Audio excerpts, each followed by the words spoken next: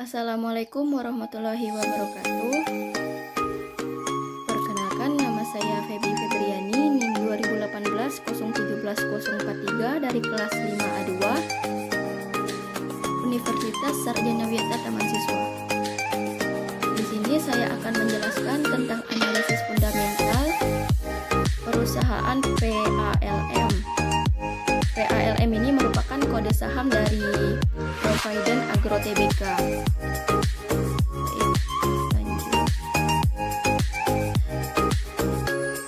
Ini merupakan data rasio perusahaan subsektor plantation. Jadi di sini saya akan membandingkan rasio-rasio keuangan yang ada di dalam subsektor tersebut. Di sini subsektornya ada PALM, ada JAWA, ada LSIP, ada ANJT.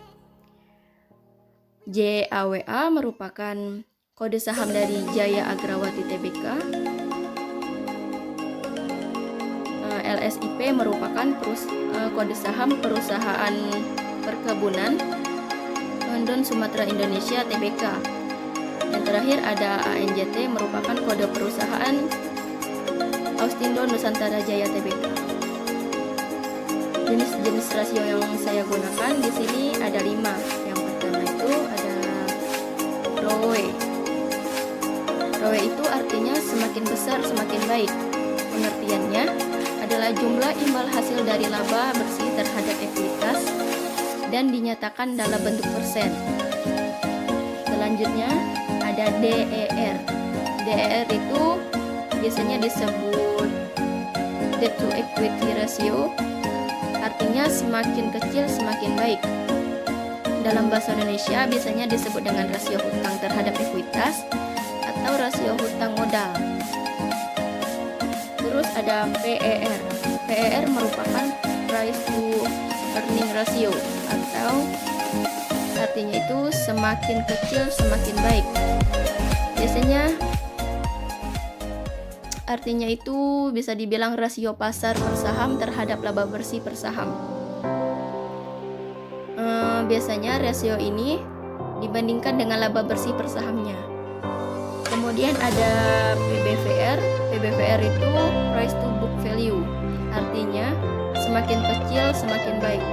Dalam bahasa Indonesia biasanya disebut dengan rasio harga terhadap nilai buku yang digunakan oleh investor untuk membandingkan nilai pasar saham perusahaan dengan nilai bukunya. Yang terakhir ada dividend yield. Dividend yield ini merupakan cara untuk menentukan seberapa besar suatu perusahaan dalam membandingkan dividen kepada pemilik saham dilihat dari harga sahamnya yang sekarang. Jadi dividen yield ini bisa diartikan semakin besar semakin baik. Kemudian ada analisis ranking. Kita akan menganalisis ranking dari subsektor PALM, JAWA, LSIP, dan ANJT. Di sini karena JAWA sama ANJT itu dividen yieldnya itu 0, jadi terpaksa saya eliminasi. Jadi di sini hanya membandingkan subsektor PALM dan LSIP. Dari jenis rasio ROE, PALM itu mendapat ranking 1 dan LSIP ranking 2. Kemudian DER atau debt to equity ratio. Itu PALM mendapat ranking 1 dan LSIP mendapat ranking 2. PER atau price to earning ratio tetap ranking 1 dipegang oleh subsektor PALM dan ranking 2 LSIP. Lanjut, rasio yang keempat itu PBVR. PBVR itu yang tadi, yang semakin kecil semakin baik. Subsektor PALM ini mendapat ranking 2, sedangkan LSIP menjadi ranking 1. dilihat dari data yang di samping, teman-teman bisa membandingkan. Kemudian ada dividend yield. Dividend yield ini PALM mendapat ranking 1 lagi dan LSIP mendapat ranking 2. Jadi jumlahnya itu bisa kita lihat PALM 6, LSIP jumlahnya adalah 8. Jadi sudah jelas di sini yang lebih baik merupakan PALM atau Provident Agro Tbk. Lanjut. Mengapa memilih PALM? Alasan yang pertama, PALM memiliki performa yang baik dibandingkan para pesaing di subsektor seperti yang tertera di tabel perbandingan. Alasan yang kedua, PT Provident Agro Tbk adalah salah satu perusahaan perkebunan kelapa sawit yang sedang berkembang terbesar di Sumatera, Kalimantan, Sulawesi. Jadi jika ada investor yang berminat daerah Sumatera, Kalimantan, dan Sulawesi itu sangat bagus memilih PT Provident Agro Tbk. Alasan yang ketiga, PALM memperoleh pernyataan efektif dari Bapepam LK untuk melakukan penawaran umum perdana saham PALM atau IPO kepada masyarakat sebanyak 659.151.000 dengan nominal Rp100 per saham dengan harga penawaran Rp450 per saham. Alasan yang terakhir itu PALM itu bukanlah perusahaan asing bagi petani Indonesia. Lanjut. Profil Provident Agro Tbk atau PALM. PALM didirikan pada tanggal 26 November 2006 dan memulai kegiatan usaha komersialnya pada tahun 2006. Kantor pusat PALM berlokasi di Conference Indonesia lantai 21-22 kawasan Rasuna Epicentrum Jalan HR Rasuna Said, Jakarta. Hingga tahun 2019, perseroan memiliki satu perkebunan kelapa sawit yang berlokasi di Sumatera. Total lahan tertanam atau inti dan plasma mencapai 6.295 hektar. Perseroan memiliki satu pabrik kelapa sawit dengan total kapasitas 30 ton TBS per jam. TBS itu buah segar, kalau nggak salah.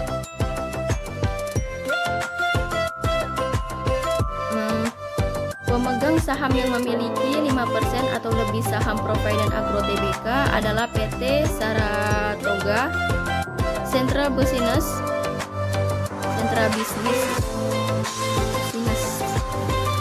dan PT Provident Capital Indonesia dengan masing-masing persentase kepemilikan sebesar 44,163% dan 44,163%. PT Saratoga Sentra Business ini dimiliki 99,99 oleh Saratoga Investama Sedaya Tbk atau SRTG.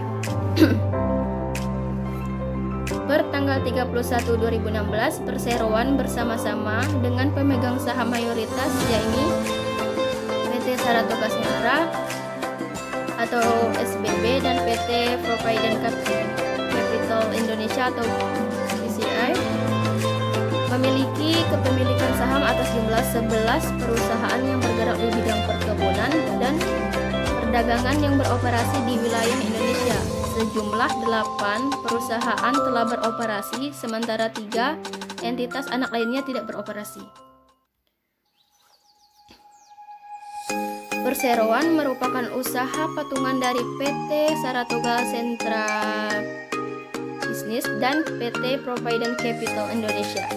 Sejak awal pendirian, perseroan bergerak di bidang perkebunan kelapa sawit dan 3 kegiatan pokok operasional, yaitu yang pertama itu pengembangan perkebunan melalui pengelolaan pengelolaan lahan, penyemaian, pembibitan, penanaman, pemeliharaan, dan pemanenan tandan buah segar atau TBS. Yang kedua itu pengolahan tandan buah segar atau TBS menjadi minyak sawit atau CPO dan inti sawit atau PK.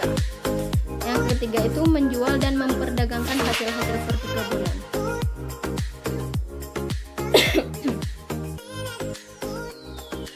Perjalanan PHLM dari tahun ke tahun.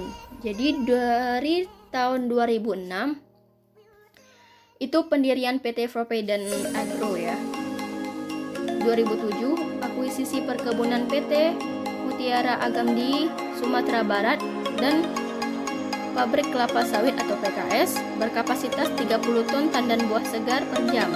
Yang kedua itu memperoleh fasilitas pinjaman dari PT Bank DBS Indonesia. Akuisisi perkebunan PT Langgam Indo Hibrindo di Riau. Kemudian akuisisi perkebunan PT Saban Sawit Subur di Kalimantan Barat. 2008 itu akuisisi perkebunan PT Surya Agro Persada di Sumatera Selatan. Kemudian mendirikan perkebunan PT Mutiara Sawit Seluma di Bengkulu. 2009 akuisisi perkebunan PT Trans-Pacific Agro Industri di Sumatera Selatan.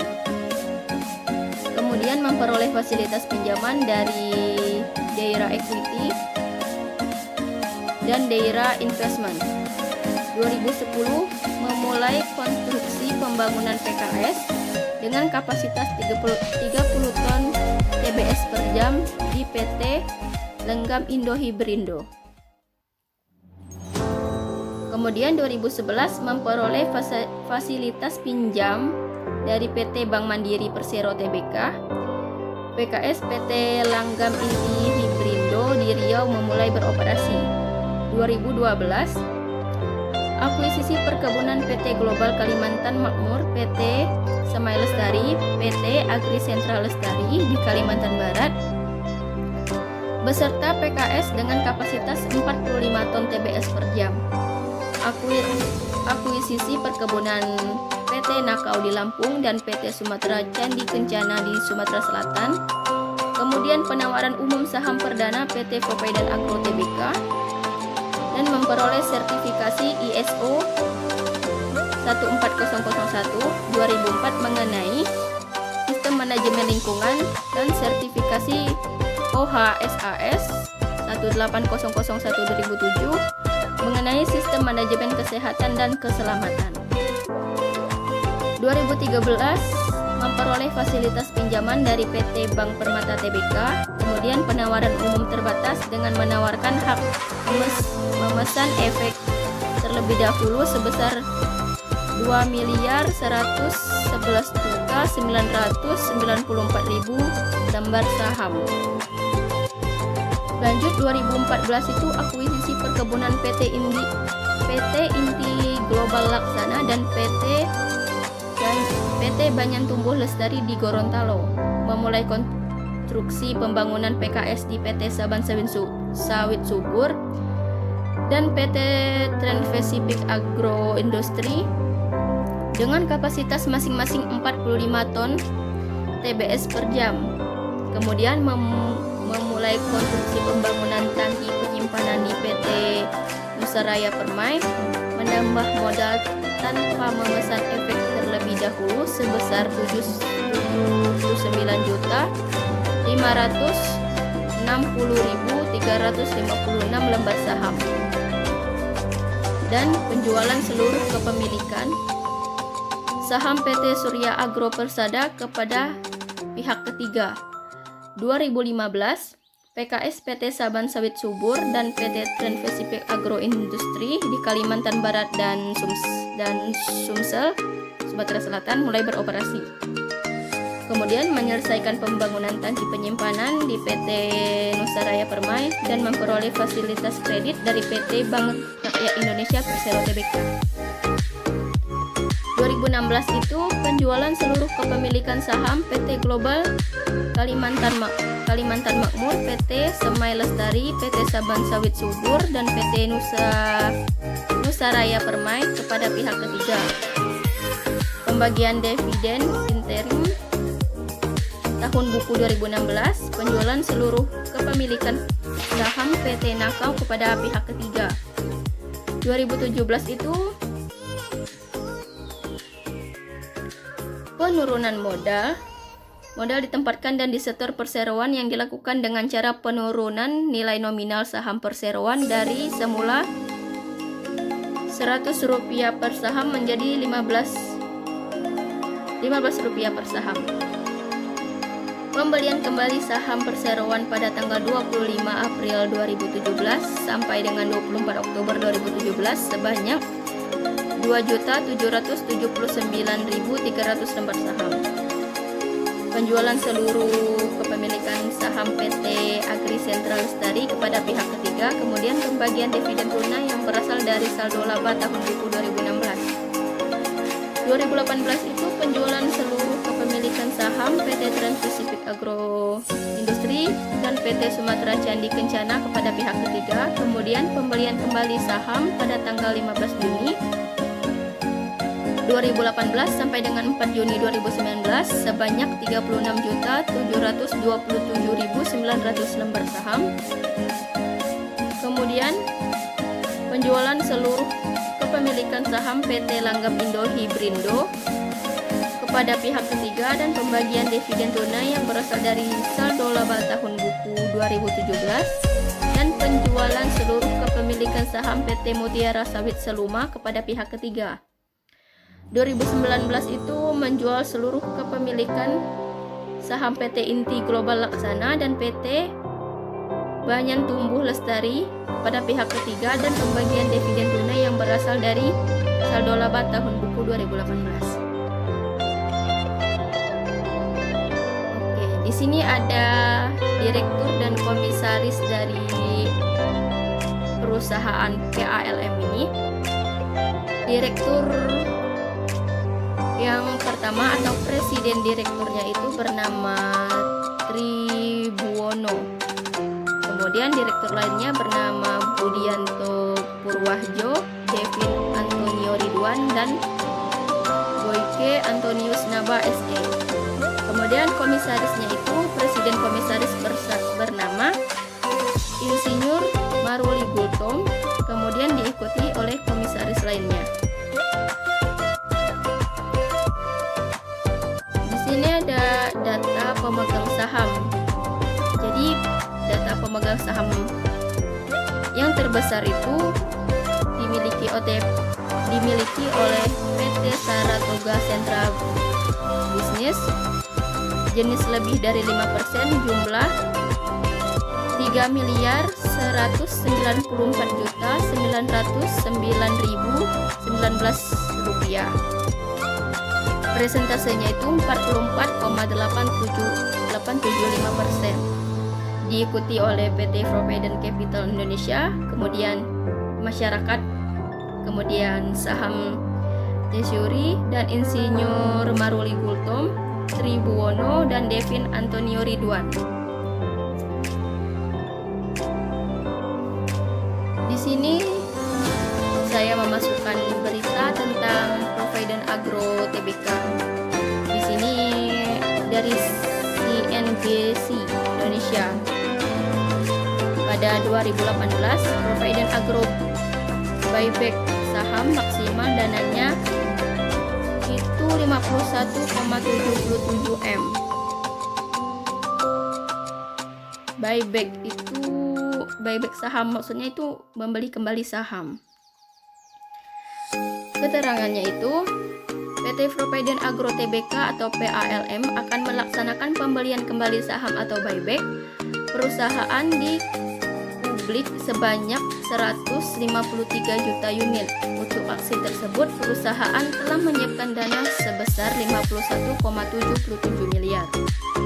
Presiden Direktur Provident Agro Tribuwono mengatakan buyback saham ini ditunjukkan perusahaan untuk meningkatkan nilai laba per saham perusahaan atau earning per share (EPS) Hingga akhir tahun lalu EPS perusahaan bernilai 9,59 per saham. Yang kedua itu, ini saya ambil baru ya, 2020, 18 Juni 2020 dari kontan.co.id. Pendapatan Provident Agro PALM tumbuh 23,15% di kuartal 1 2020. Keterangannya itu, PT Provident Agro Tbk membukukan kinerja yang prima di 3 bulan pertama tahun ini. Sepanjang Januari sampai Maret 2020, emiten sawit berkode saham PALM ini membukukan pendapatan sebesar 59,98 miliar. Realisasi tersebut naik 23,15% bila dibandingkan dengan pendapatan PALM pada periode sama tahun sebelumnya yang mencapai 48,70 miliar. Kenaikan pada sisi pendapatan ditopang oleh pendapatan dari segmen minyak kelapa sawit yang tumbuh 25,19% secara tahunan alias year on year atau YOY menjadi 54,53 miliar dengan segmen inti sawit yang tumbuh 5,80% YOY atau year on year menjadi 5,44 miliar di kuartal 1 2020. Oke, di sini ada income statement. Income statement itu kita lihat ya. Pendapatannya itu ini datanya saya ambil 5 tahun terakhir. Jadi 2015, 2016, 2017, 18, 19, 20. Di sini 2015 ke 2016-nya itu naik. Tapi dari 2016 sampai ke 2019 itu mengalami penurunan. Tapi tidak menurun secara drastis. Ya, bisa dikatakan normal ya.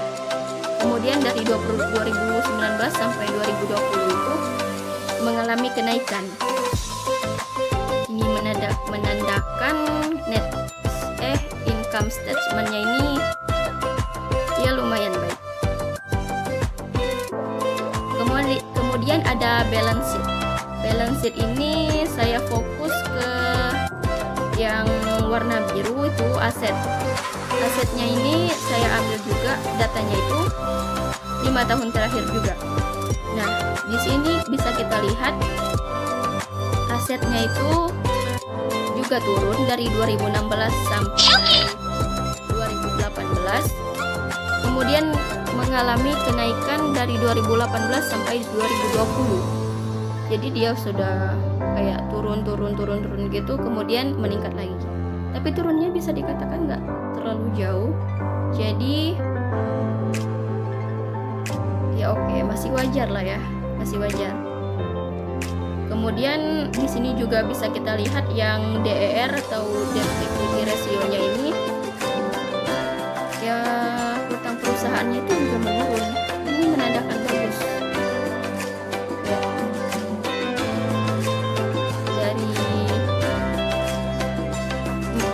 Dari 4,7 T itu bisa turun di bawah 2,3 T. Jadi hasil yang bisa dikatakan cukup baik dari PALM patut dijadikan pertimbangan bagi investor. Terlebih lagi PALM ini berniat membagikan dividen yang berasal dari laba tahun sebelumnya. Jika jumlah dividen yang dibagikan itu dalam jumlah banyak atau besar, maka pergerakan bagi dividen bisa menjadi sentimen positif bagi saham PALM sehingga menjadi menarik untuk investor. Baik, sekian presentasi tentang analisis fundamental Provident Agro Tbk atau PALM dari saya.